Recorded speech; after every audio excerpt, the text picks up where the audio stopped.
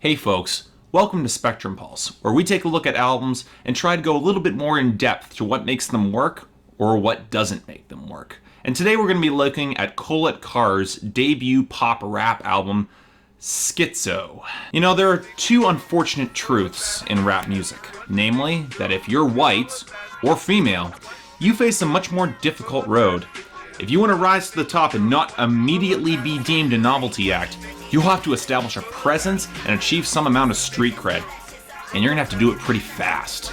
More than a few white rappers and female rappers have flamed out in spectacular fashion after less than impressive debut albums. And even if their mixtapes are solid, they tend to be derided, fairly or not, as a joke to the mainstream public. So what happens if you're a white female rapper? Unfortunately, in that case, you've got the toughest road to hoe of all, no pun intended. Not only are you operating in the extreme minority, there are very few, if any, acts who have achieved success in this vein. I mean, who are your successful white female rappers? Can you think of any off the top of your head? At least with female rappers, you have Lil' Kim and Missy Elliott and Nicki Minaj on occasion.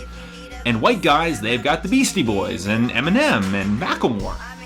But in combination, as a white female rapper, who do you get?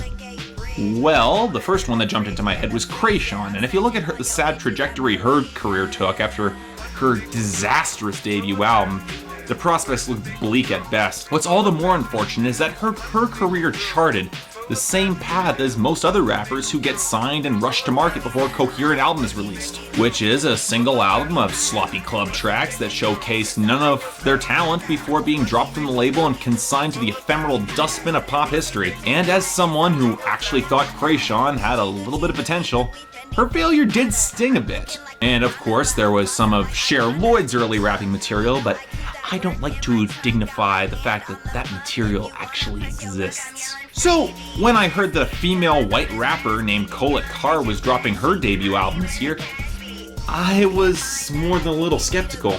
Outside of Casey Musgrave's mind-blowingly great country debut with Same Trailer, Different Park, I don't have a great track record looking at debut albums from female solo artists this year.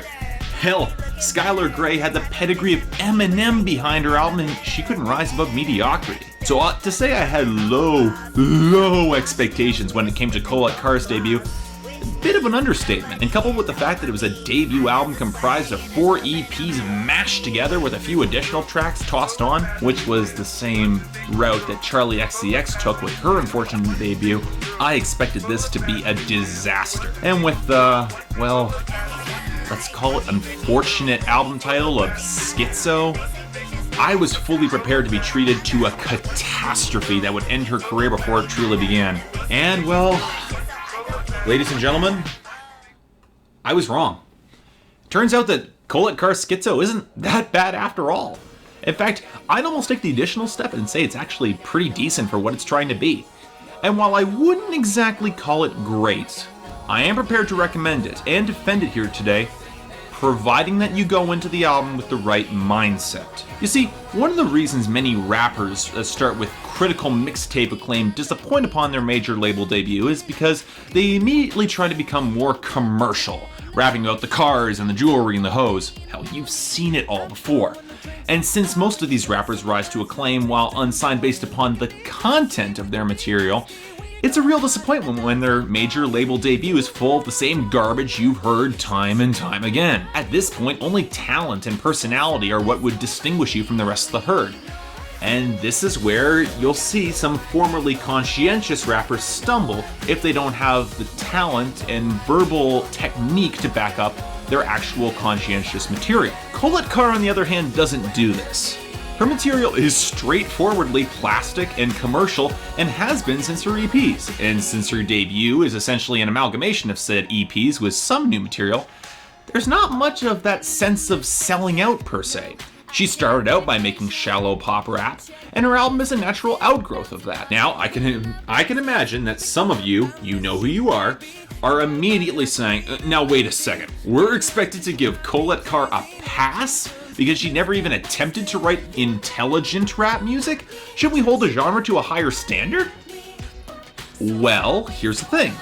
I did a bit of research into Colette Carr's inspiration and musical influences, and outside of the typical appreciation for artists like Eminem, I discovered that her primary influence isn't a rapper or hip-hop artist at all. It's the Spice Girls. And really, it's more than a little uncanny how much this makes her album make sense within the typical pop consciousness. While I've never been a fan per se of the Spice Girls, I've definitely appreciated their role in the pop scene in the mid to late 90s, with slick, very well-produced hooks and a certain element of self-aware shallowness to the whole endeavor. Sure, they were writing corny, silly pop music, but there's an art to doing that well, and the fact that the Spice Girls' most well-known songs have survived even today, years later, shows some actual quality. And if I'm going to be embarrassingly honest, I think Colette Carr has some of this quality on her first album, balancing reasonably effective hooks that she can actually sing, her voice might not be great but does have a lot of personality and energy, with some surprisingly good rapping. I wouldn't call it anything extraordinary, something that's going to blow your mind, but it fits the tone of her material and keeps a very quick, methodical cadence. Hell, I'd argue in terms of rhyming, general coherence, and articulation, Colette Carr is certainly doing better than the majority of what Nicki Minaj is releasing right now. And yeah, it is shallow clubbing music. But for the most part, it's good shallow clubbing music, with the occasional splash of wit or stronger rapping technique to elevate it. I'll even go so far to say that on a few of her songs, I can almost see some of Eminem's influence in her flow and in her better produced instrumentation. Now look, it's nowhere near close to dark or edgy or anything close to what Skylar Grey was trying to do and then failed at, but it is reminiscent of the catchy hooks from Eminem's more radio-friendly singles. And that's the stuff she would have grown up with. I can see why she's drawing influence from that. More impressive than that is the fact that Colette Carr doesn't embarrass herself on this album. But unlike Nicki Minaj, she almost completely avoids the love ballad territory, and whenever she does go there, she reasonably sells the emotional response. More importantly, particularly for a debut, she completely blows the three C-list rappers brought in to support her, E40, YG, and Far East Movement member Kev Nish. She blows them completely out of the water on their supporting tracks, and she even does a credible job on a duet with synth-pop singer Frank Music, who also helped produce the majority of her album. Best of all, the album maintains a consistent tone and personality, which one could argue is the biggest hurdle Colette Carr could have had to tackle given her influences from the often interchangeable Europop genre. However, that's not all. We need to talk about some of the real problems on this album. Well, the biggest issue I can spot is in the production and instrumentation, which is the album's big glowing red weak point. As I said, you can make good, shallow party music, but what often redeemed the majority of that genre in the mid-to-late 90s was the breadth of instrumentation and some occasional grasp of some real polish. I would have liked to see some more organic variety in instrumental choices, and yeah, I won't deny that the few attempts that Colette Carr makes at luxury rap fall pretty flat, mostly because she doesn't have as much energy on those tracks, and the production really doesn't help her here. And look, while I'll definitely applaud Colette Carr for succeeding in writing shallow pop music, I do see more potential here. On songs like F16 and Told You So and Maze and Me We Can Party, there's some real rapping talent that I honestly wish she would take in a smarter direction on her next album.